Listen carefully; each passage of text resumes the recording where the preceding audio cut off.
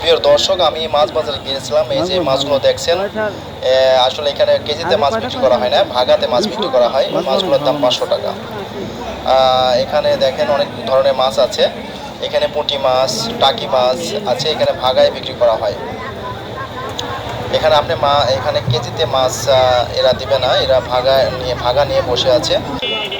আপনার ভাগাতে মানে মাছ কিনতে হবে। এই যে পুঁটি মাছ প্লেটে করে আছে, পুঁটি মাছ হচ্ছে ওইগুলো 80 টাকা, 100 টাকা করে। এবং ওই টাকি মাছগুলো 500 টাকা ভাগায়। যে টাকি মাছটা দেখছেন, টাকি মাছের হচ্ছে গামলাটা, সেটা হচ্ছে 100 টাকা দাম। আর পুঁটি মাছ হচ্ছে, যে পুঁটি মাছগুলো দেখা হলো, সেগুলো 80 টাকা করে। এখন আমি এই মাছ বাজারে আসলাম হচ্ছে মাছ কেনার জন্য। এখানে দেখতে পাচ্ছেন আসলে টাকি মাছের দামগুলো একটু বেশি। এই যে ভাগা এখানে রেখে দিয়েছে।